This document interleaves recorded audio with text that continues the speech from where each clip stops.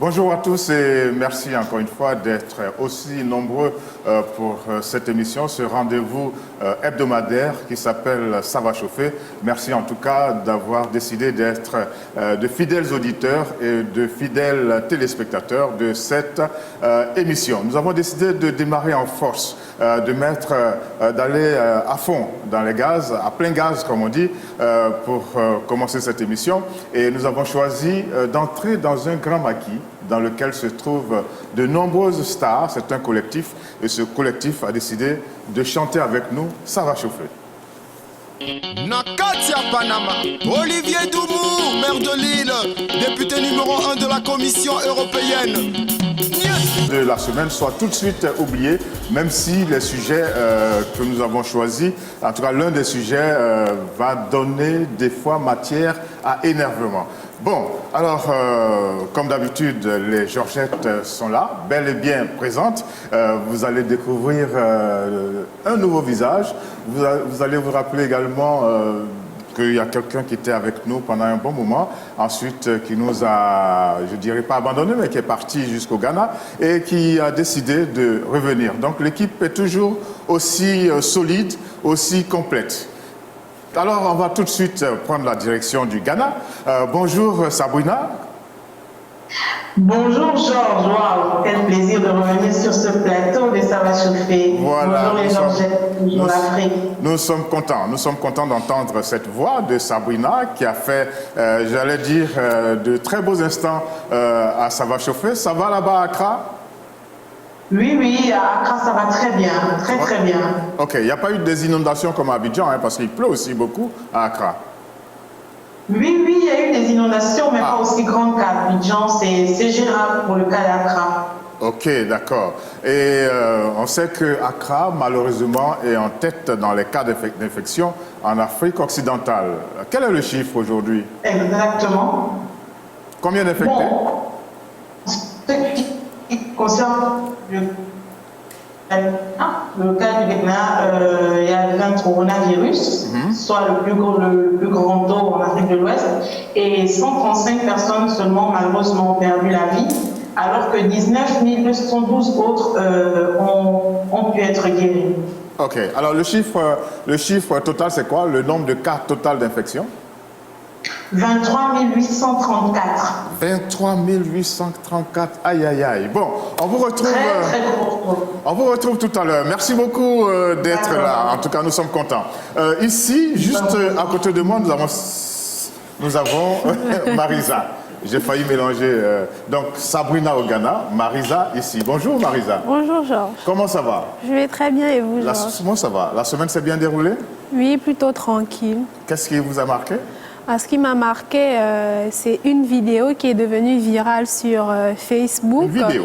Oui, une vidéo qui mettait en scène des jeunes Gabonais en train de braquer des usagers de la route qui étaient dans les embouteillages. Ah oui? Oui, à peu près un groupe de 10 individus. Ah bon? Oui, et donc la vidéo est rapidement devenue virale. Donc ça met en lumière l'insécurité qu'on vit dans les rues de la capitale gabonaise. Alors on va le dire rapidement, c'est peut-être dû à l'oiseveté. À l'oisiveté des jeunes. Les jeunes n'ont effectivement, les jeunes n'ont pas cours, les jeunes n'ont pas de distraction, les jeunes n'ont pratiquement rien à faire. Et ajouter à ça la pauvreté qui mine la société. Et donc chacun essaie de trouver des moyens de trouver le pain quotidien, même si ça ne justifie pas ce qui est fait. Donc voilà un peu ce qui m'a véritablement choquée. Et également le décès du Premier ministre ivoirien. En Côte d'Ivoire. En Côte d'Ivoire. Quand on suit l'affaire de près, on s'est rendu compte que le monsieur il était en convalescence et là il rentrait en disant justement qu'il avait la santé et qu'il était prêt à recommencer le travail. Et quelques jours après, le monsieur décède. Donc à un moment donné, ça choque. Ça choque quand même. Ça surprend. Ça surprend. Voilà, c'est le terme. Ça surprend. Pour continuer son travail et surtout qu'il y a les élections qui sont proche. Ouais, très proche. Et il était désigné comme le futur successeur du président, enfin d'après son parti. Donc c'est vrai, c'est surprenant. Alors comme vous parlez de la Côte d'Ivoire, certainement on va voir tout à l'heure avec Pulchéry. Si Pulchéry est en ligne, bonjour Pulchéry. Pas encore. Pelchéry n'est pas en ligne. On aurait bien voulu la voir, justement réagir sur le décès du Premier ministre, mais bon, on va la retrouver tout à l'heure. On va prendre la direction de Yaoundé. Yaoundé, au Cameroun, où se trouve Carole Guissot. Bonjour, Carole. Bonjour, Georges. Comment? Ah, c'est un bonjour avec beaucoup de tonicité, c'est très bien. Oui, c'est très bien. Comment ça va? Je n'ai même pas besoin de poser la question.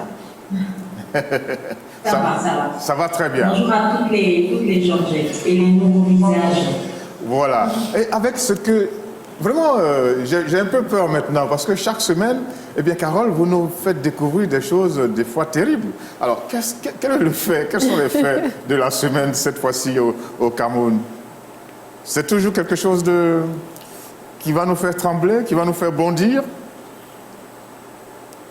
Peut-être pas vous, mais les femmes de l'Afrique, les femmes. Alors, la communauté femme d'Afrique, parce qu'il y a une guerre jamais entendue ici, tout haut, tout fort, comme ça se passe depuis 2 semaines, surtout à Yaoundé.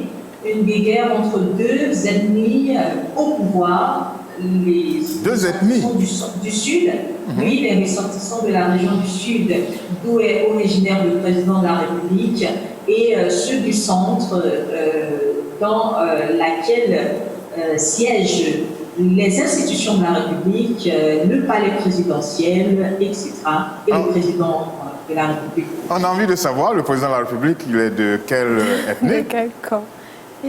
Il est Boulou, du Sud, et la région du Sud. Et ceux du centre, là, c'est... Du centre, il se félicite d'être le siège des institutions de la République. La capitale, c'est ici que se trouve la capitale camerounaise, Yaoundé. Donc, il pense que si le régime en place est toujours en place, c'est grâce à eux. Plus d'une moitié % grâce à eux. Donc, il y a une guerre qui vient des individus, qui vient de l'affaire du journaliste qui a été arrêté, tambour battant, vous vous rappelez bien, oui. Le directeur de télévision, qui a été arrêté Mondovision avec toutes les caméras possibles, et son patron, le PDG du groupe qu'il emploie, l'accusait de haute trahison, vous vous rappelez très bien? Oui, bien sûr. Eh bien, le patron, ce magnat des médias, qui est patron de presse de plusieurs journaux, télévision, école de journalisme, est au centre de l'actualité au Cameroun, au centre des polémiques. Il est encore... cette fois-ci, c'est avec l'ambassadeur du Cameroun en RCA, en République centrafricaine. Ah oui? Il y a un audio qui circule depuis plusieurs jours, un audio de conversation entre ce magnat des médias, Amoubou Belinga, Jean-Pierre, qui est donc le PDG du groupe Anecdote, qui possède la télévision Vision 4. Il y a Vision 4 également en République centrafricaine. Voilà. Et il y a une chaîne Vision en République centrafricaine. C'est ce magnat des médias qui a recréé la télévision nationale africaine. Si vous avez vu les images circuler, c'est ce magnat de la média qui a reconstruit la télévision africaine. Donc il a des liens très très délicats, très très proches avec le président de la République centrafricaine. D'accord. Dans cet audio, on entend donc ce magnat des médias parler à l'ambassadeur du Cameroun. De quelle façon? En RCA, de façon très esclavagiste, ah, oui? façon très... on ne pouvait pas s'attendre à ce genre de langage, où il déclare avoir donné de l'argent à quelqu'un qui a bouffé cet argent avec l'ambassadeur. Ah oui? Demande à l'ambassadeur de la boucler quand il parle. Voilà. Apparemment, il y a une histoire de jet privé du magnat des médias de Jean-Pierre Amoubou Belinga. Il disait donc à l'ambassadeur, il demandait à l'ambassadeur s'il a jamais déjà pris un jet privé dans sa vie. parce que dernièrement, il a transporté sa femme dans son jet privé. Donc, on voit là un ambassadeur qui est malmené dans le langage, qui est traité comme un citoyen lambda par un homme d'affaires du Cameroun. D'accord. Et les deux s'appelaient ambassade. Monsieur l'ambassadeur, et le magnat des médias à lui dire à tout moment, quand je vous parle, vous la bouclez. Donc, c'est cette information. Décidément. Il se passe des choses, hein, en tout cas. Il se passe des choses. Il circule de l'argent, 400 millions, 1 milliard. Je vous ai donné 400 millions dernièrement, vous avez tout bouffé. J'ai demandé au ministre des Finances de vous envoyer un peu d'argent. Vous voulez que j'étale tout là maintenant? Alors, voilà le genre de conversation que les Camerounais ont. Carole, après l'émission, vous nous balancez cette vidéo. N'est-ce pas? On a envie de voir ça aussi parce que... Bon, ben, voilà. OK. C'est déjà parodié dans les réseaux sociaux, comme c'est un audio. Il y a des personnes qui se sont données à cœur joie de jouer cela physiquement, de prendre la place du magnat des médias et quelqu'un d'autre la place de l'ambassadeur du Cameroun en République centrale. À tout à l'heure, Carole. Je pense qu'on est en train de faire le tour. On a eu Marisa, on a eu Sabrina au Ghana. On va avoir tout à l'heure Pulchéry en Côte d'Ivoire. Et nouvelle venue, nouvelle Georgette sur notre plateau éclaté, c'est Josepha Pomboulou. Josepha Pomboulou, je ne sais pas si elle est déjà en ligne, de Kinshasa. Bonjour Josepha. Ok, Josepha, ça va être tout à l'heure. Alors, les Georgettes, qu'on vous voit ou qu'on ne vous voit pas, mesdames et messieurs, merci encore d'être en notre compagnie. N'oubliez pas que nous attendons que vous téléphoniez pendant cette émission pour nous donner votre avis sur les sujets que nous abordons. Je vous rappelle notre numéro de téléphone, c'est le plus 241 74 55 11 02 si vous appelez de l'extérieur du Gabon, et c'est le 064 14 55 11 02 si vous appelez du Gabon. Allez, on va attaquer avec le sujet du jour. Il se passe des choses véritablement abominables, il faut le dire bien, dans les morgues en Afrique. Il se trouve que des familles vont se retrouver très surprises de voir que le corps de leur défunt a perdu un certain nombre d'organes. On regarde et puis on y va pour les commentaires tout à l'heure. Le trafic d'organes est l'exercice illégal du commerce d'organes. Il comprend le prélèvement d'un organe ou d'un tissu humain sur des personnes vivantes ou décédées en vue d'une exploitation quelconque. Le trafic illégal d'organes vise particulièrement les populations vulnérables et pauvres, souvent dans des pays peu ou très peu développés. Le phénomène est vaste, mais aujourd'hui, nous allons nous intéresser à un de ces aspects tout particuliers. Dans certaines morgues en Afrique sévit un trafic illégal et morbide d'organes. Lors de l'enlèvement du corps de leurs parents de la morgue, des familles subissent la désagréable surprise de découvrir que le corps de leurs parents défunts a été mutilé. Au mieux, ce sont les cheveux et les ongles qui sont arrachés. Souvent, le cadavre subit carrément une ablation d'organes importants comme le sexe, les yeux, le cœur. Ces actes répréhensibles sont commis par ou avec la complicité des agents des pompes funèbres qui s'exposent ainsi à la rigueur de la loi, mais aussi à des maladies comme le VIH-Sida ou l'hépatite. Les commanditaires de ces mutilations sont tapis dans l'ombre et destineraient les organes frauduleusement arrachés à des pratiques occultes. Encore des pratiques occultes pour gagner le cœur de quelqu'un ou pour obtenir un poste ou encore pour se faire de l'argent. En avez-vous entendu parler? Qu'en dites-vous? Faites-nous part de vos commentaires sur ces faits hautement répréhensibles au 074 55 11 02 si vous êtes au Gabon ou au plus 241 74 55 11 02 si vous êtes hors du Gabon. Bonjour Axel. Bonjour. Comment ça va? Ça va bien. Alors c'est vous qui nous proposez ce sujet. C'est un sujet quand même difficile à avaler, on va dire, mais il se passe des choses terribles dans notre monde. Oui, véritablement. En fait, certaines personnes pensent que... Bon, en fait, c'est une pratique très, très réputée dans plusieurs coins du monde.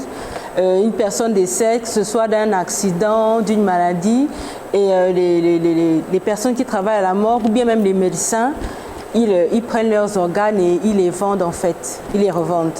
Et ça toujours pour des pratiques occultes?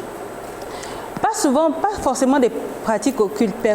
Par exemple, quelqu'un de très riche a besoin d'un cœur, d'un rein, et ce sont des trucs qui se vendent très cher, donc il y a... Bon, mais Le trafic d'organes, c'est vrai, mais là, c'est vraiment dans les morgues, parce que là, il s'agit de personnes décédées. Donc, les organes ne marchent pratiquement plus. Ne marchent plus, on va dire. Oui, mais en fait, étant donné que je ne suis pas médecin, je ne sais pas. Je pense qu'ils peuvent peut-être les transplanter dans les corps en vie, en fait. Ok.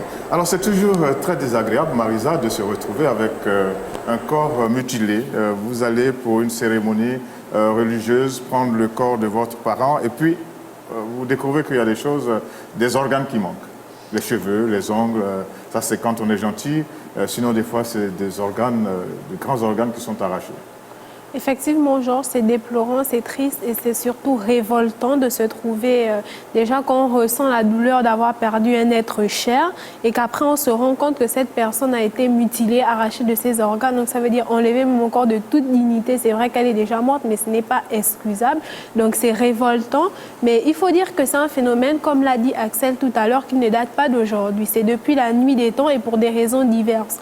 En Afrique, on peut noter, comme vous l'avez dit, des pratiques occultes à des fins de secte, pour avoir certains pouvoirs, pour avoir certaines positions. On a envie de se faire aimer par l'autre. Voilà, de se faire aimer. On a envie d'avoir un poste. Voilà, certaines positions. C'est surtout pour les positions sociales, je pense. On a envie d'avoir beaucoup d'argent. Beaucoup d'argent. Et en Europe, comme l'a mentionné Axel, c'est un marché aussi très lucratif parce qu'il y a beaucoup de personnes aujourd'hui qui se retrouvent avec des maladies qui font en sorte que leurs organes ne fonctionnent plus de manière normale, notamment les reins avec l'insuffisance rénale, des problèmes cardiaques, de problèmes de vue. Bon, il y a beaucoup de maladies. Et quand quelqu'un décède, ce n'est pas automatiquement tous les organes qui sont touchés, qui sont à l'arrêt. Donc, si quelqu'un est décédé par accident, le rein peut encore être en bon état et à ce moment-là, les médecins, on va frauduleusement l'extraire pour vendre sur le marché noir, qui est un marché très lucratif. Il faut noter que le trafic d'organes est interdit dans tous les pays,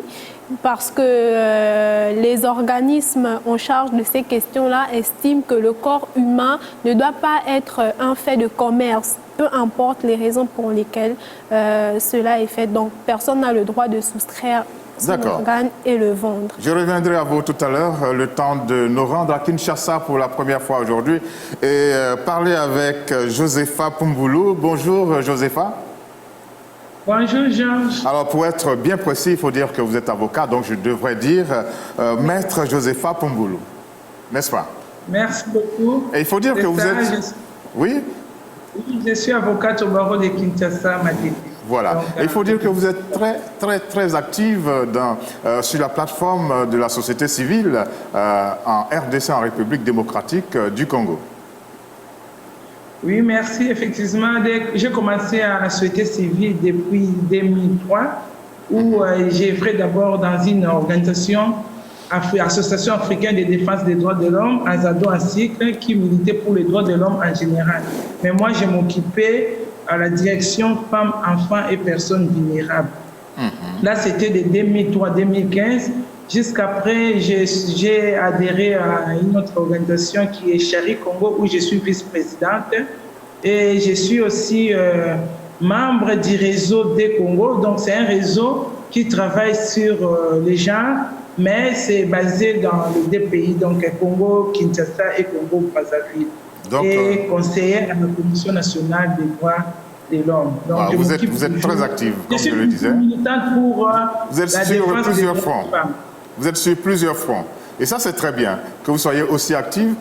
On a besoin de femmes comme ça sur le continent, un peu partout, dans toutes les villes, dans tous les villages africains, des femmes qui se battent pour faire avancer les choses. Et là, c'est tout à votre honneur. Alors, revenons à notre sujet, le vol d'organes sur les cadavres dans les morgues. Est-ce que ça existe à Kinshasa? En avez-vous entendu parler? Oh, effectivement, c'est une pratique qu'on ne peut pas encourager parce que j'ai parcouru, à Kinshasa d'ailleurs, il y a des lois, au niveau de la loi pénale condamne cette pratique, mais j'ai souligné, je vois, dans la plupart des lois de nos pays, sanctionnent cette pratique. Donc c'est une atteinte due au respect aux morts. Donc même si la personne n'est plus en vie, mais cette personne-là conserve encore les respects dus à son corps. Donc on ne peut pas pratiquer des coups dans son corps, des mutilations, prélèvement d'organes, parce que la personne est décédée. Donc, c'est vraiment une atteinte à l'intégrité du cadavre. Alors, vous avez une idée de ce que les gens font avec ces organes, qu'on arrache les cheveux d'un cadavre, les cheveux, les ongles, et puis d'autres organes. Qu'est-ce qu'on va en faire? Ok, c'est pour rejoindre ma sœur qui venait de parler tout à l'heure. À ce qui concerne d'autres organes, il y a des gens qui les trafiquent pour les vendre.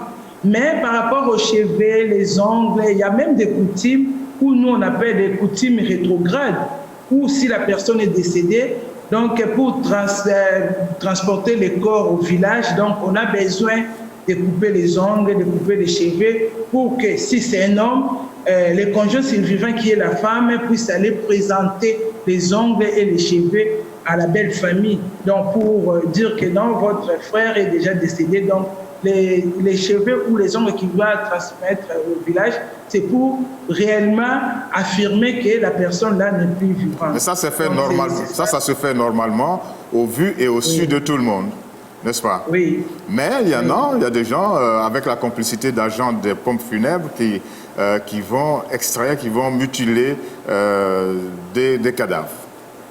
Là, on n'est plus dans la pratique traditionnelle. Oui. Alors, là, ce n'est plus dans la pratique traditionnelle, c'est plus pour gagner de l'argent ou bien les fétichismes, les gens qui concitent d'autres, je peux dire, d'autres mouvements religieux. Donc, il est facile pour avoir le pouvoir, pour avoir de l'argent. Donc, c'est vraiment ces genres de pratiques qui ne sont pas des pratiques à encourager. Il y a quelqu'un qui a dit... Je me rappelle, en RDC, il y a même eu un procès où on avait mutilé sur un cadavre d'un mouvement rebelle. Quand bien même si la personne était déjà décédée, mais on a fait ce genre de pratiques. Et il y avait un procès pour condamner la personne qui avait opéré ces pratiques. D'accord. Vous avez dit qu'il y a des sanctions qui sont prévues, c'est lesquelles? Oui. Il y a des sanctions. Il y a des sanctions, il y a l'amende d'emprisonnement, il y a d'abord la peine d'emprisonnement et l'amende. Donc l'amende là varie de la gravité de l'organe que la personne a pu mutiler dans le corps du cadavre. D'accord. Merci beaucoup, Josepha. Nous étions avec vous à Kinshasa. Vous allez nous permettre d'aller à Accra, au Ghana, pour retrouver Sabrina. Sabrina, avez-vous entendu parler de ces mutilations dans les morgues africaines? Sabrina? Oui, Georges. Je suis parfaitement le débat et je pense que les tribunaux, les instances adéquates pour ça devraient poursuivre d'abord le personnel des pompes funèbres. Parce que ce genre de pratique ce n'est vraiment pas adéquat, mais aussi la famille qui a perdu la personne qui a été mutilée doit également aller en justice pour savoir où sont passés les organes. Parce qu'il y a ceux-là qui prennent, par exemple, la défense de pouvoir, comme vous l'avez dit, mais il y en a d'autres qui prennent juste pour les consommer. Et c'est vraiment pas normal lorsqu'on sait qu'après avoir perdu un être cher, on a encore besoin parfois de se recueillir devant la dépouille. Et si on vient se recueillir devant un mort qui n'a plus d'yeux ou qui n'a plus de langue, c'est quand même choquant pour les parents qui ont perdu la personne. C'est terrible. C'est vraiment terrible. Et donc, je pense que les États doivent se mobiliser à ce sujet pour empêcher que ce genre de pratique ne puisse continuer. Surtout, comment est-ce que quelqu'un qui a prêté serment, comme le personnel de pompe funèbre, peut opérer de telles pratiques sur les cadavres? C'est quelqu'un qui déçoit énormément son travail et qui déçoit les raisons pour lesquelles il a choisi ce travail. Donc je pense que toutes les pompes funèbres dans lesquelles on enregistre ce genre de cas doivent être poursuivies en justice. Des fois, les parents laissent tomber sous prétexte que, bon, le défunt, il est donc décédé forcément, et donc, bon, il n'y a pas à poursuivre, mais je crois qu'il faut encourager les gens à rester en justice, comme on dit. Est-ce que vous en avez entendu parler à Accra, au Ghana, ce genre de pratique? Qu'est-ce qu'on en fait? On fait quoi des organes? À Accra, ici, précisément, je n'ai pas encore entendu parler d'une telle histoire. Bon, ça fait pas longtemps que vous y êtes, hein, ça fait 6 mois quand même. Exactement, ça fait seulement 6 mois. Donc, je n'ai pas encore entendu parler d'une mutilation quelconque. Dans ce pays, je dois avouer qu'on respecte beaucoup, les gens se respectent beaucoup, on respecte beaucoup les autres. Et je ne pense pas que ce soit très fréquent. Ça existe certainement, mais pas à une fréquence continuelle. Bien. Alors, il faut dire que le sujet que nous avons proposé tout à l'heure est un sujet illustré par des images qui nous sont venues du Cameroun. Alors, donc, on prend la direction du Cameroun. Carole, je crois que vous êtes au courant que ce genre de pratique a lieu dans votre pays. Et comment, Georges? Et comment?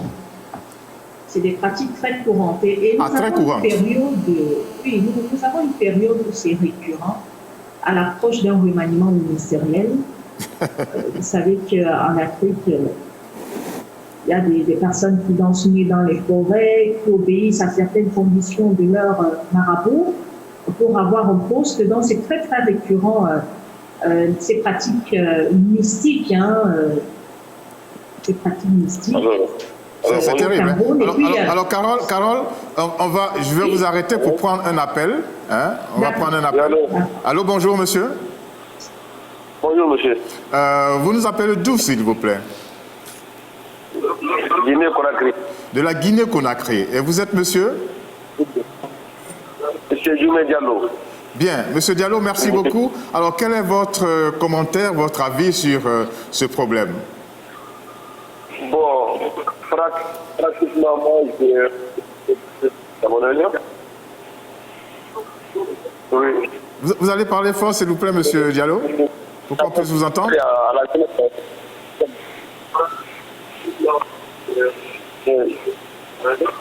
Parce que une télévision, ça donne une La communication est assez difficile. Monsieur Diallo, on souhaite que vous parliez un peu plus fort. Parce que moi, c'est une télévision. Bon, merci bien d'être entré en contact avec nous. On n'a pas bien saisi ce que vous avez dit, mais si vous voulez vous rappeler tout à l'heure, nous allons retrouver Carole qui était en train de nous expliquer que c'est une pratique très régulière dans ce pays, le Cameroun, et que très souvent, à l'approche d'un événement comme un remaniement ministériel, eh bien, on voit comment ça flambe. Carole? Oui, Georges. Donc, j'étais en train de dire que ça devient très récurrent à l'approche d'un remaniement ministériel, comme c'est le cas au Cameroun. Je vous l'avais annoncé il y a quelques semaines, que le remaniement ministériel depuis l'élection présidentielle est approuvé, l'élection présidentielle de 2018. On attend un nouveau gouvernement, surtout à la suite des élections législatives et municipales de février 2020, dernièrement. Donc, chaque fois, au lendemain de ces élections coupées-là, on a un nouveau gouvernement. C'est ce qu'on attend.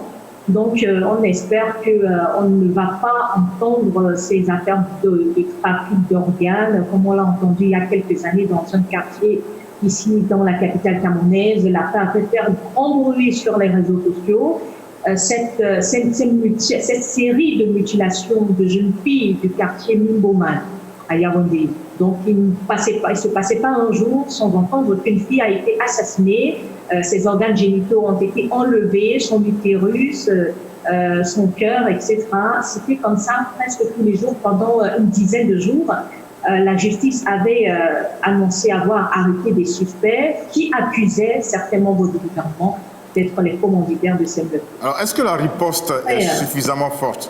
Est-ce qu'il y a une riposte? Et si oui, est-ce qu'elle est suffisamment forte pour décourager tous les praticiens de ces vilaines manières? Riposte comment? De la part du gouvernement? Bien sûr, de la part des pouvoirs publics. C'est la justice qui intervient, hein. C'est la justice qui... avec vigueur ou vous sentez que c'est avec mollesse? Bon, qu'est-ce que vous voulez que je dise? Parce que très souvent, quand les suspects, les accusés dénoncent les personnalités du gouvernement d'être des commanditaires de ces meurtres-là, on ne voit aucune personnalité arrêtée comme les suspects. Donc l'affaire Et ça, c'est bien dommage. Ça s'arrête aux suspects arrêtés qui sont jugés dans les tribunaux. Pour les populations camerounaises, vous vous rappelez très bien de ce que l'ancien président gabonais avait dit sur le Cameroun, le feu Omar Bongo, qui disait qu'il aimerait gouverner au Cameroun parce que les Camerounais sont passifs. Vous faites ce que vous voulez, vous augmentez les prix, ils sont tranquilles, vous changer la constitution, ils sont tranquilles. Donc, à part les cris sur les réseaux sociaux, il n'y a pas grand de manifestations contre ces. D'accord. Merci Carole. Merci Carole. À propos de droit et tout ça, je vais revenir à Kinshasa.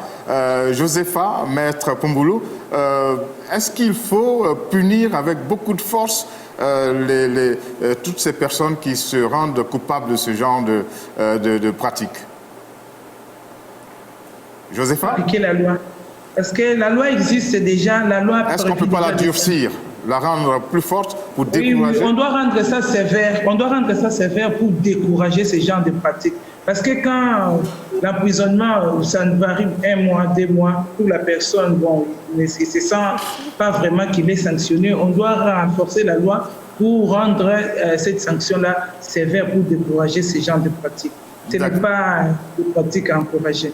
D'accord, c'est entendu. Marisa, il faut dire que ceux qui s'adonnent à ces pratiques-là risquent des maladies parce qu'il y a le sida, il y a l'hépatite B comme l'a révélé Axel, mais il y a aussi maintenant le coronavirus. Oui. Si on se met à tripatouiller effectivement, Georges. Ça, c'est dans le cadre de ceux qui font du trafic d'organes pour la commercialisation. Effectivement, tant les donneurs que les receveurs sont exposés à beaucoup de problèmes de santé. Parce que pour le donneur, en général, les organes qui lui sont transplantés n'ont pas eu la batterie de textes qui, normalement, doit être effectuée sur les organes qu'on est censé transplanter à quelqu'un. Et pour le donneur, bon, enfin, on ne va pas dire donneur, parce que c'est vrai qu'il y a des personnes qui acceptent de vendre des organes de leur corps, même si c'est interdit. Pour ces personnes-là, il n'y a pas des soins post-opératoires qui sont de rigueur normalement dans ces cas-là, qui sont effectués. Donc, également, elles s'exposent à des graves problèmes de santé par la suite et certainement la mort. Donc, voilà, il y a tout ça, il y a beaucoup de... Et d'ailleurs, c'est un débat qui a fait en sorte que dans certains pays aujourd'hui, il a été mis sur la table la question de la légalisation de la vente d'organes. Tout est bien clair. Alors, Axel, on va boucler ce sujet pour dire que quand on a envie de devenir riche, quand on a envie de plaire, quand on a envie d'accéder à un poste, eh bien, c'est le travail, n'est-ce pas? C'est vraiment le travail. Mais bon, nous sommes en Afrique et on a beaucoup de croyances qui sont très ancrées en nous. Comme par exemple, j'avais appris que dans une tribu au Nigeria, on mangeait en fait les êtres humains parce que ça permettait de vivre beaucoup plus longtemps. Les cannibales. Voilà, du cannibalisme aussi. Donc, c'est aussi ça, comme l'a dit Sabrina, certains prennent ces organes pour les consommer parce que ça va donner, ça va leur faire vivre plus longtemps. Alors, on va donner de la voix. On va donner de la voix, les Georgettes, Kinshasa, Yaoundé, Accra, Libreville. On va faire comme la dernière fois. Hein, je compte 1, 2 et 3 et tous ensemble on dit plus jamais ça. 1, 2 et 3. Plus jamais ça.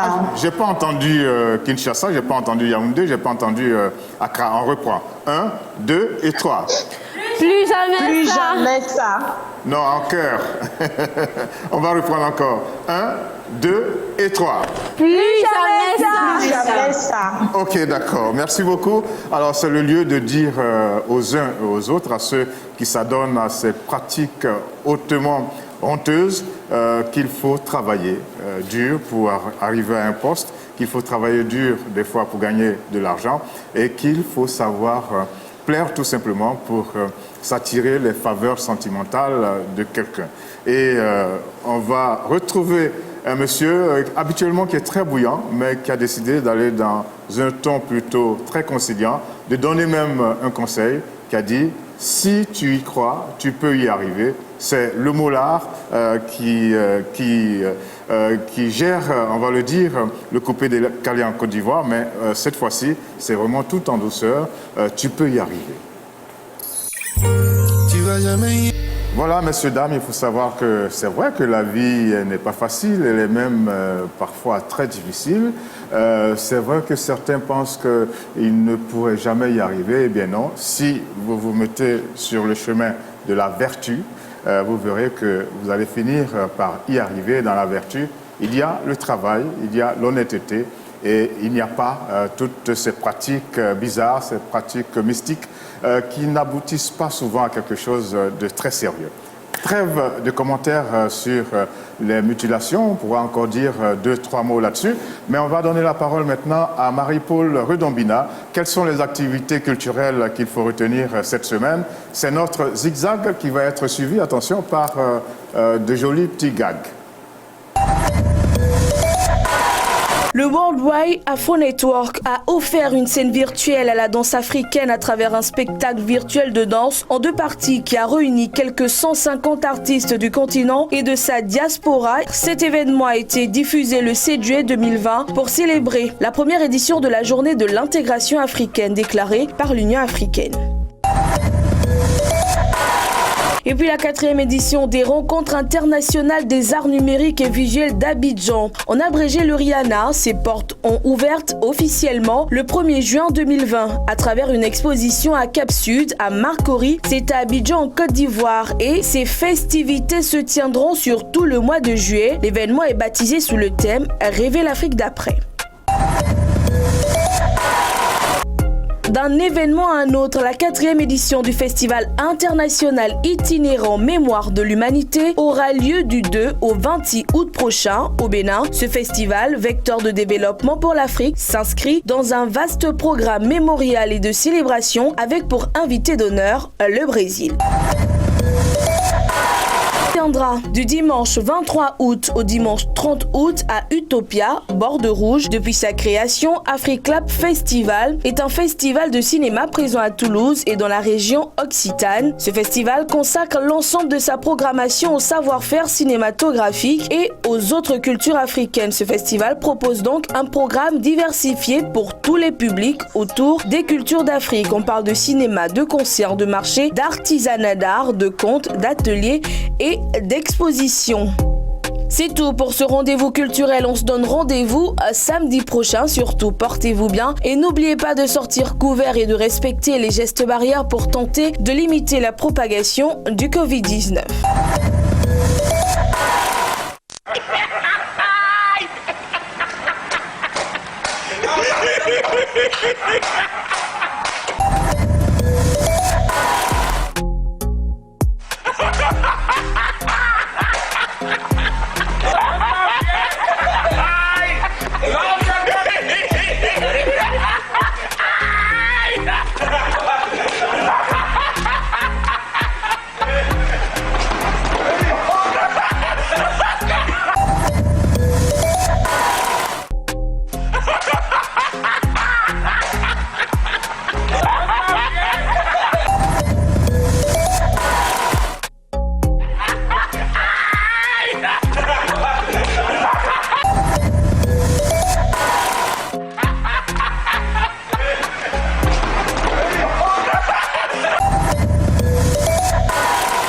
Voilà, vous avez bien noté les événements culturels et vous avez eu votre dose de rire. Maintenant, nous vous proposons de la très bonne musique. Nous avons décidé de faire comme la semaine dernière, de vous proposer de l'amour. Je crois que face au coronavirus, face aux difficultés domestiques, face à tout ce qu'on voit comme fléau qui nous assaille, il faut simplement opposer l'amour. Et nous avons choisi Wendia, d'un garçon qui marche très bien. C'est un Béninois qui s'appelle Richard Flash. Voilà, nous célébrons l'amour face aux difficultés qui nous assaillent et nous offrons ce morceau à Pulchéri qui est de l'autre côté en Côte d'Ivoire, à Grand Bassam et qui est malade et qui ne peut pas prendre part à cette émission. Pulchéri, nous espérons que ça va aller beaucoup mieux et que ça va aller très bien la semaine prochaine. Maintenant, on va célébrer le talent. Vous savez que dans notre émission, nous avons de grandes valeurs à célébrer. Chaque fois que quelqu'un s'est distingué, eh bien, nous le retenons et nous l'inscrivons à une sorte de tableau d'honneur qui s'appelle dans notre émission Méritocratie. Aujourd'hui, nous avons un talent, quelqu'un qui brille de mille feux, Pierre-Emerick Aubameyang. Il est brillant, jeune et riche. Il a une carrière éblouissante. Il est le capitaine d'un club anglais de football de grande renommée, Arsenal.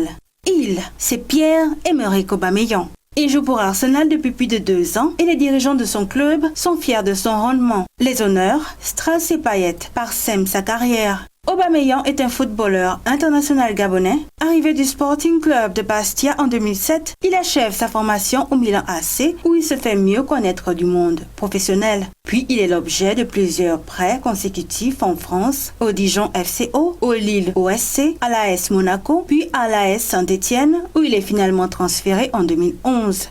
En 2013, Pierre-Emerick Aubameyang signe au Borussia Dortmund en Allemagne où il brille de mille feux par son jeu de jambes. En 2015, il marque 46 buts, toutes compétitions confondues, et est sacré footballeur africain de l'année le 7 janvier 2016. Le 31 janvier 2018, l'attaquant de Dortmund s'engage avec Arsenal. Acheté pour 63 millions d'euros, le Gabonais est devenu le joueur le plus cher et le plus capé de l'histoire du club londonien. Il marque 10 buts en 14 matchs pour sa première demi-saison londonienne. En 2020, Pierre-Emerick Aubameyang est sur le terrain le mercredi 1er juillet. Son équipe joue contre Canaries de Norwich pour le compte de la 32e journée de Premier League. Le capitaine des Gunners marque ses 18e et 19e buts en championnat avec lesquels il franchit la barre symbolique de 50 buts en Premier League. Bravo à Pierre-Emerick Aubameyang, fierté du Gabon et de l'Afrique tout entière.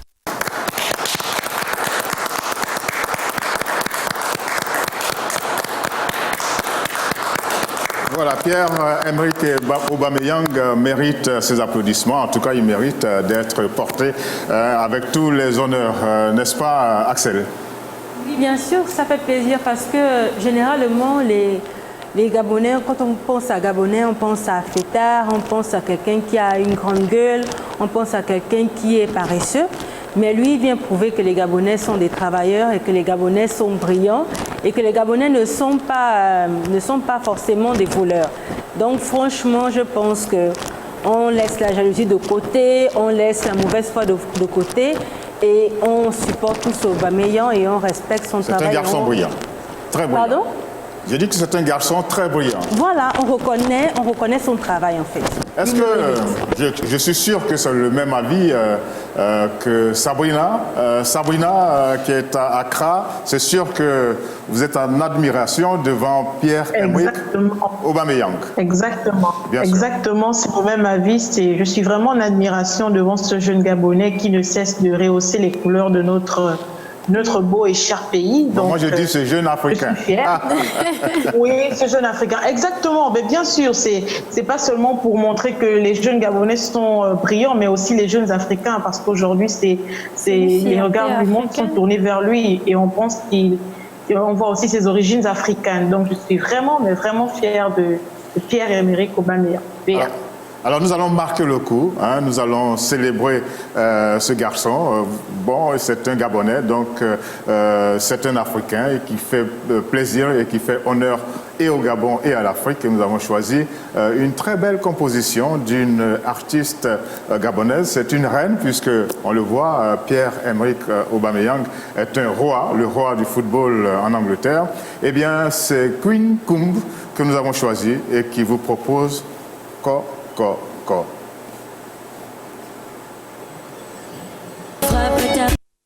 Voilà, c'était Queen Kumb dans Kokoko pour faire plaisir à Pierre-Emerick Aubameyang, lui dire que nous sommes fiers et très heureux qu'il atteigne ces sommets, mais il y a encore d'autres sommets et nous sommes en train de le pousser pour qu'il atteigne les plus hauts sommets. Et je crois que tout le monde apprécie et c'est ça, ça va chauffer. Ça va chauffer, c'est donc un programme agréable, un programme utile.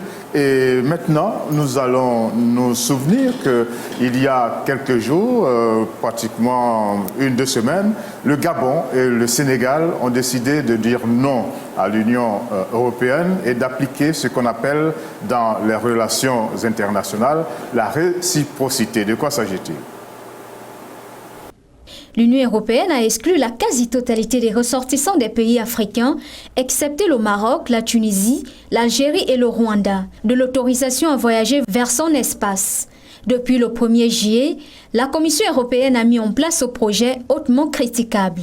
Le Gabon et le Sénégal ont exprimé leur indignation face à cette injustice et ont brandi l'arme de la réciprocité. Ces deux pays africains ont décidé de fermer à leur tour leurs frontières aériennes aux pays de l'espace Schengen pour la plus grande fierté des Africains. À compter du 15 juillet prochain, les touristes du monde entier pourront à nouveau envisager les vacances au Sénégal, une destination touristique très prisée à l'exception des ressortissants des pays de l'Union européenne. Le pays de la Teranga emboîte ainsi le pas au Gabon qui, plus tôt, avait annoncé par le biais de son ministre des Affaires étrangères la suspension de l'octroi du visa touriste aux ressortissants de l'Union européenne. S'il devrait y avoir un avertissement aux voyageurs, ce serait plutôt à l'Afrique de l'imposer à l'Europe. D'autant plus que, selon une note de l'OMS, l'Organisation mondiale de la santé, datée du jeudi 25 juin 2020, l'Europe enregistre quotidiennement près de 200 000 nouveaux cas et plus de 700 décès. Sans oublier que l'origine des contaminations en Afrique est l'Europe. Les autres pays africains doivent-ils emboîter le pas au Gabon et au Sénégal ? Notre téléphone vous est ouvert au 074 55 11 02 si vous êtes au Gabon ou au plus 241 74 55 11 02 si vous voulez intervenir d'un pays autre que le Gabon. Voilà, vous avez la possibilité d'intervenir sur... là, ce n'est plus un grand problème, mais notre question, c'est est-ce que les autres pays africains doivent emboîter le pas au Sénégal et au Gabon? Nous allons prendre l'avis de Maître Josepha Pumboulou, qui se trouve en République démocratique du Congo, la RDC, à Kinshasa précisément. Alors, Josepha, qu'est-ce que vous pensez de la position du Sénégal et du Gabon d'appliquer la réciprocité aux pays de l'espace Schengen? Oui, merci beaucoup. Il est vrai qu'à cause de la pandémie de la Covid, il y a eu plusieurs mesures, entre autres la fermeture des frontières. Mais en ce qui concerne la mesure de réciprocité, moi je pense que c'est une bonne chose, et surtout pour la fierté de l'Afrique, parce qu'on ne doit pas pratiquer l'injustice à l'économie. Si pour que les Africains puissent accéder en Europe ou partout au monde, on exige de certaines mesures. Je crois que les Africains aussi doivent exiger les mêmes mesures pour le reste du monde. Je pense que c'est une fierté pour l'Afrique, pour notre respect, on doit l'appliquer. Mais notre fierté s'arrête presque quand on se rend compte que l'Afrique, c'est 54 pays et il n'y a que 2, le Gabon et le Sénégal, qui réagissent de la meilleure des façons. Je pense que c'est un processus, hein, c'est question que les autres aussi puissent comprendre. Donc si ça commence quelque part, c'est une bonne chose. Je crois que les autres vont emboîter aussi les pas. Donc je crois que le mouvement, ça doit commencer quelque part pour inciter les autres, influencer les autres. Donc c'est déjà un pas, on encourage cela, on invite aussi les autres pays à copier les modèles du Sénégal et autres pays. Il faut exiger cela aussi aux pays occidentaux. Merci, Maître. On va vous retrouver tout à l'heure. Nous revenons sur notre plateau ici pour parler avec Marisa. Je sais que vous avez évoqué la question il y a peut-être 2 semaines. Maintenant, le sujet, il est là. Vous êtes tout aussi fier que Maître Pumboulou face aux décisions du Sénégal et du Gabon? Effectivement, Georges, je suis tout à fait fière, comme vous l'avez mentionné, de voir que les pays africains, même s'ils sont encore peu nombreux aujourd'hui à avoir appliqué ce principe de réciprocité, mais comme l'a dit Maître tout à l'heure, il faut bien que le mouvement commence de quelque part pour qu'il prenne de l'ampleur après. Donc, par ce plateau, j'invite tous les autres pays africains à emboîter le pas et à faire la même chose, parce que ce n'est que la loi, en fait, le principe de réciprocité. Il est applicable partout. Si quelqu'un t'impose certaines conditions pour atterrir dans ton territoire, les mêmes conditions lui sont également imposées. D'autant plus que, comme l'a mentionné le Maître tout à l'heure, Josépha. Le maître Josépha. C'est une Georgette sur le plateau de Ça va chauffer. D'accord. Donc on dit Josépha. Comme l'a mentionné Josépha tout à l'heure, l'Europe aujourd'hui est beaucoup plus touchée que l'Afrique. Donc à partir du moment où... Et puis c'est eux qui nous ont infectés. Et c'est eux qui nous ont infectés. Ce serait un peu l'hôpital qui se fout de la charité, que ces personnes-là disent aujourd'hui, non, les Africains ne peuvent pas rentrer chez nous. Mais sur quels critères vous vous basez? Alors que même aujourd'hui et depuis le début de l'épidémie, c'est vous qui enregistrez le plus grand nombre de contaminations, le plus grand nombre de décès, et c'est vous qui propagez le plus la maladie. Donc quels sont les critères? C'est nous au contraire qui devrions avoir peur d'aller dans ces pays-là, de se dire que si la pandémie est encore aussi forte, aussi vivace là-bas, mieux on reste chez nous pour éviter d'être contaminé. Mais non, c'est eux qui imposent ce genre de restrictions. Est-ce qu'on peut dire que dans leur décision, il y a du mépris? Quelqu'un l'avait dit, moi Georges, je pense qu'il y a du mépris. Et c'est ancien comme le monde, ça. Tout le monde est conscient que l'Europe a toujours méprisé l'Afrique. Et c'est qu'à partir du moment où ils voient leurs intérêts sur la table, qu'ils essayent de revoir les choses en se disant, mais enfin on peut essayer d'arrondir les bords parce qu'ils voient leurs intérêts. Et c'est notamment ce qui est en train de se faire du côté du Sénégal, parce que mardi dernier, le ministre du Tourisme sénégalais annonçait que les négociations devaient reprendre avec l'Union européenne mardi, parce qu'il y avait des enjeux économiques qui étaient mis sur la table. Notamment pour la compagnie sénégalaise aérienne, qui expliquait que près de 40% de ses recettes étaient dues au vol sur la ligne Dakar-Paris. Et ça, c'était sans compter les autres vols dans les autres villes. Mais là, on parle de la compagnie aérienne sénégalaise, mais il faut noter que c'est une décision à double tranchant, parce que pour les pays européens également, il y aura des répercussions pour leurs affaires au Sénégal, en Afrique et ailleurs. Donc là, comme ils ont vu qu'il y a leurs intérêts qui sont remis sur la table, des intérêts économiques, ils engagent des décisions. Parce que moi, je suis certaine qu'en prenant cette décision, ils ne s'attendaient pas au fait que... Voilà, ils ne s'attendaient pas à une réaction des Africains. Ils se sont dit, bon, comme toujours, ils vont se laisser faire. Mais comme ils ont vu qu'il y a certains pays qui commencent à réagir et que certainement, les mouvements de masse, ça commence quelque part et ça prend tout le monde, pour éviter qu'on on arrive là, essayons déjà de commencer à négocier, parce qu'il y a des enjeux économiques qui sont sur la table. Donc moi, je pense que c'est une très bonne chose, et je pense que le reste des pays africains devraient emboîter le pas. En tout cas, merci Sénégal, merci Gabon. Nous allons à Accra. Sabrina, qu'est-ce que vous pensez quel est votre commentaire sur cette question? Partagez-vous l'avis de toutes les autres Georgettes qui ont eu à intervenir? Sabrina? Exactement, Georges, je partage cet avis, et il faut préciser que ce principe de réciprocité, c'est la première fois que l'Afrique l'applique vers l'UE, à l'égard de l'UE, et je pense que c'est une bonne chose de l'avoir appliqué, surtout que j'apprécie beaucoup, c'est que le Gabon soit cité en exemple dans une telle affaire. C'est vraiment une très bonne chose. Et aussi, il faut avouer que l'Union européenne est vraiment en train de comme disait l'autre Georgette, de l'hôpital qui se fout de la charité, parce que c'est chez eux qu'il y a le plus grand taux de personnes infectées. Mais c'est quand même en Afrique, c'est quand même l'Afrique qui refuse l'accès dans leur espace Schengen. Et aussi, il faut préciser que cette décision avait été prise pour des pays dont le taux d'infection est supérieur au taux des pays de l'Union européenne. Sauf que le Gabon et le Sénégal, et comme beaucoup d'autres pays africains, ce n'est pas le cas en Afrique. Les taux de guérison sont beaucoup plus élevés. Et donc, s'il faut nous refuser l'espace de l'Union européenne, il faut bien qu'on refuse aussi à l'Union européenne notre espace. Ils ne vont pas venir nous contaminer et refuser que nous, on aille se faire soigner chez eux, en fait. Ils sont là en train de refuser que les Africains aillent en Europe, alors que les Européens peuvent venir chez nous. Mais pourquoi? Alors Sabrina, il y a certains Africains qui disent que même ce sont les Africains, les pays africains, qui auraient dû même être les premiers à imposer ces mesures. Exactement, c'est nous. C'est parce que nous sommes plus en danger.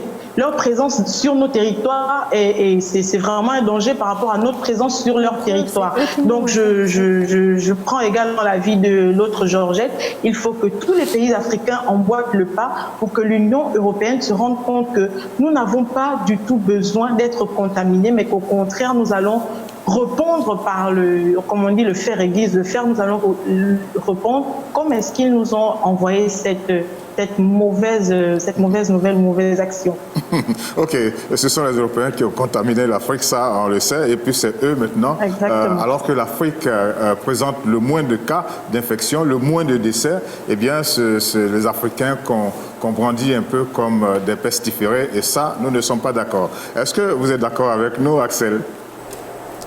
Oui, sur ce point. Aujourd'hui, ça va être l'unanimité, on dirait, sur la question. Oui, je crois, parce que la décision est quand même, je vais le dire, elle est étrange. Pourquoi interdire juste aux Africains, en fait? C'est quand même étrange. Et ouais, les Gabonais et les Sénégalais, en tout cas les autorités gabonaises et les autorités sénégalaises ont bien fait parce que... Alors comment vous expliquez que les autres ne réagissent pas de la même façon, les autres pays africains? Sur 54, 55 pays africains, il n'y en a que 2 qui...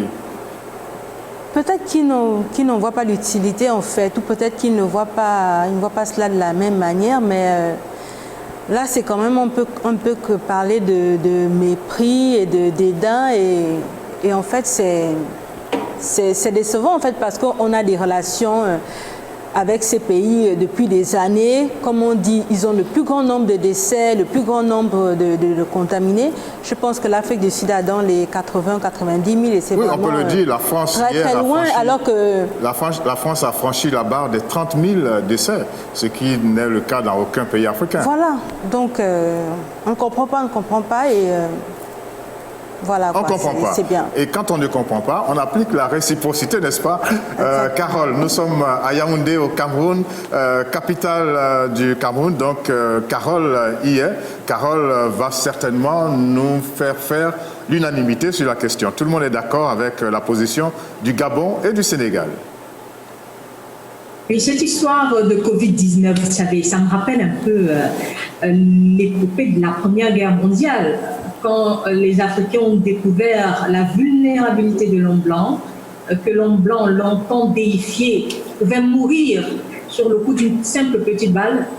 Donc aujourd'hui que l'Afrique a découvert qu'elle est plus forte devant cette pandémie inattendue, eh bien, il y a des audaces qui sont nées de part et d'autre. Et je souhaite que, comme l'avaient souhaité plusieurs leaders africains qui sont décédés aujourd'hui, Patrice Lumumba, le colonel Kadhafi et bien d'autres, que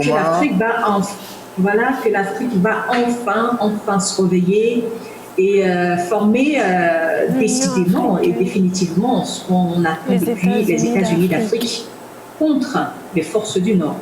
Il faut se faire respecter. Alors comment vous pensez comment pousser les autres à prendre la même décision que le Gabon et le Sénégal? Il n'y a pas eu de concertation, certes, et c'est là qu'on voit que souvent, eh bien, les pays ont du mal, les pays africains ont du mal à se mettre ensemble.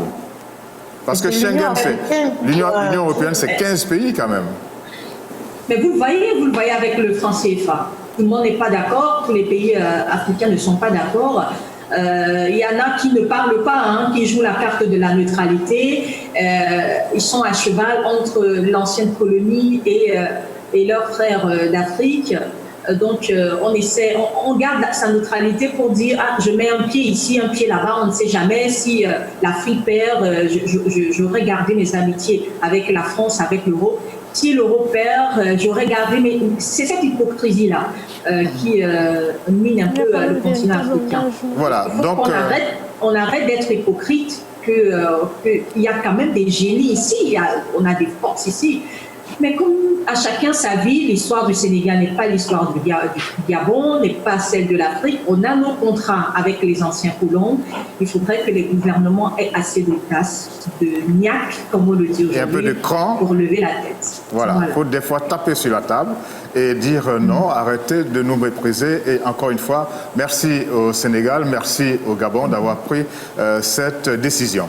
Nous sommes en train d'aborder la dernière ligne droite de notre émission. émission et il serait bon de prendre la température dans chacune des capitales dans lesquelles se trouvent les Georgettes. Nous avons Libreville, nous avons Accra, nous avons Yaoundé, nous avons Kinshasa. Eh bien, on va commencer par Kinshasa. C'est la nouvelle venue, la nouvelle Georgette, Josepha Pumboulou, maître Josepha Pumboulou. Alors, quelle est l'atmosphère actuellement à Kinshasa?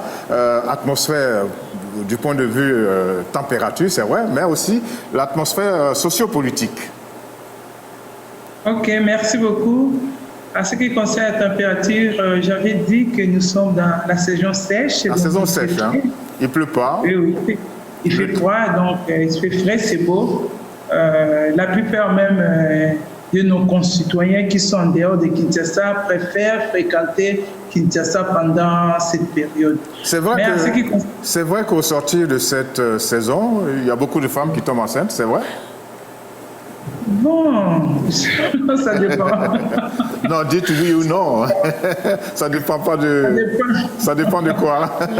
Oui. Okay. Mais en ce qui concerne l'environnement politique, je dirais qu'il y a vraiment les multiplication des manifestations. Est-ce qu'il y a des propositions, des lois par rapport à la réforme du système judiciaire en général? Oui. Alors, ça n'a pas pris parce que pour certains pratiquants de la justice, ils pensent que c'est pour réduire les pouvoirs des parquets pour que ça soit contrôlé au niveau des ministres de la justice. Or, il y a le Conseil supérieur de la magistrature qui s'occupe du fonctionnement ou du comportement des magistrats. Alors, ramener cela à un ministère, c'est comme si il y a un cas où les anciens qui ont commis des bavures, donc ils ont peur qu'on puisse les sanctionner plus tard pour voir ce qu'ils ont fait dans le passé. Donc, c'est ce qui nécessite, c'est ce qui attire la population dans des rues pour aller revendiquer cela. On voit même au niveau des partis présidentiels, il y a même des mouvements où les gens sortent dans des rues pour aller revendiquer qu'on ne puisse pas pratiquer ces réformes-là, qu'on puisse soit ou carrément rejeter ou retirer ces propositions de loi-là au niveau de l'Assemblée nationale. Est-ce que c'est le seul problème? Il y a d'autres problèmes? La réforme donc, de la justice?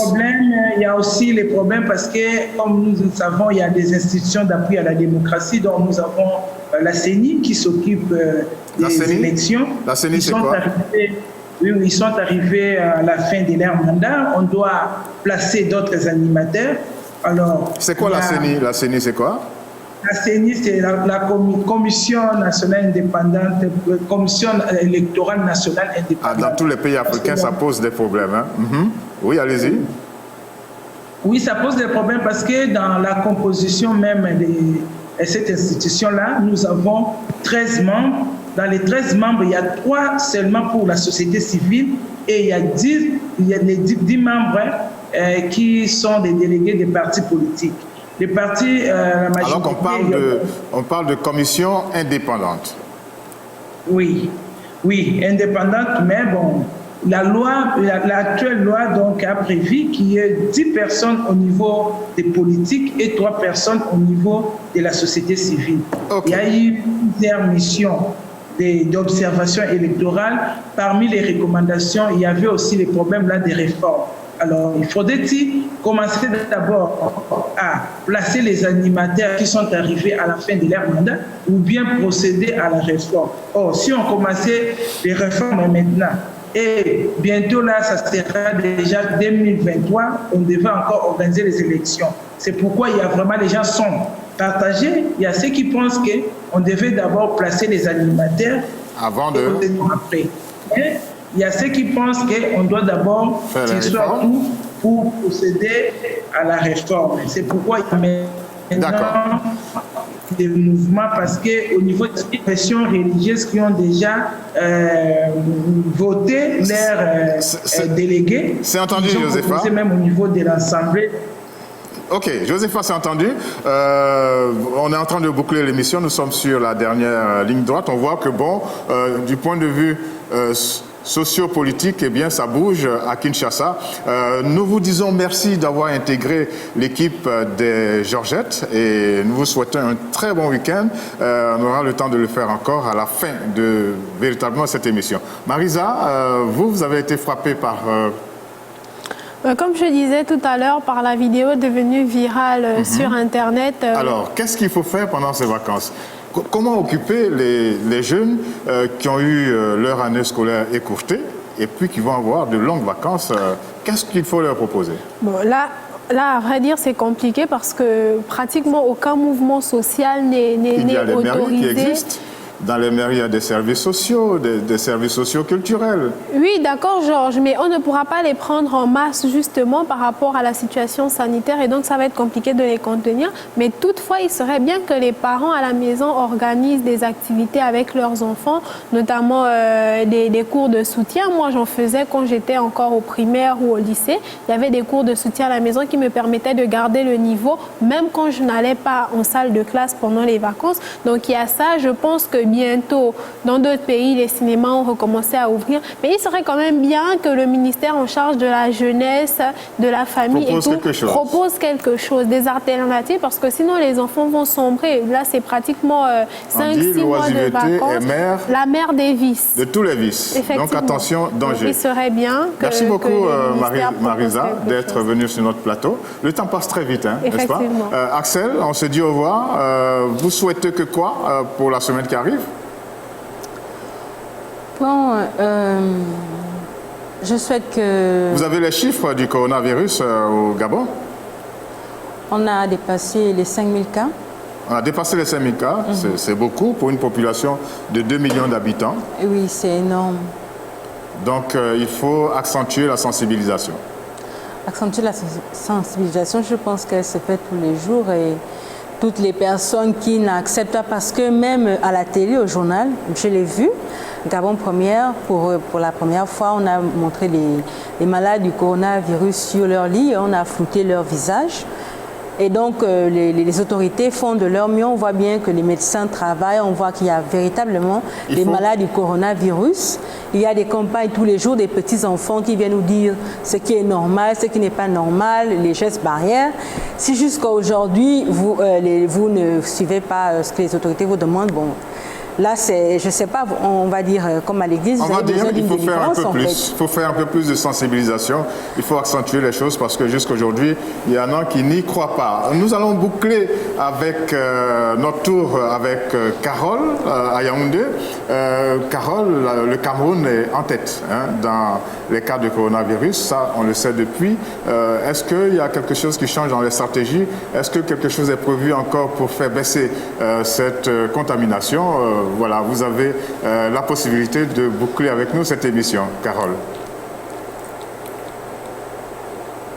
173 cas. Combien? Oui. Vous avez dit combien? 15 173 cas. 359 décès.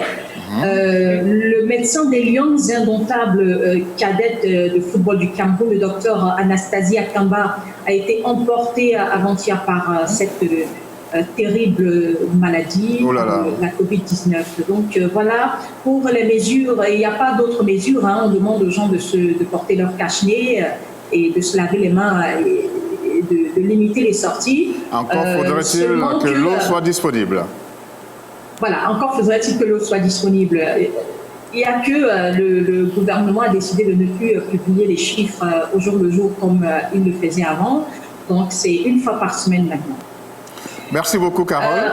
Oui, pour le reste de l'actualité au Cameroun, il y a Samuel Eto'o dont la mort brusque et prématurée avait été annoncée par un Samuel Eto'o.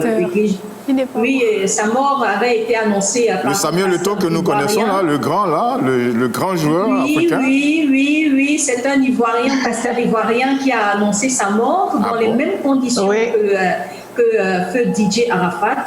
Samuel Eto'o n'a pas tardé pour répondre à ce magicien-là. Exactement. C'est lui qui le considère comme un magicien, que si c'est pour annoncer les morts des personnalités, ils sont très forts, mais quand il faut annoncer la venue des pandémies comme le coronavirus, on ne les voit pas. C'est méchant. Alors merci beaucoup, Carole. Sabrina, c'est votre tour. Bon retour déjà à Ça va chauffer.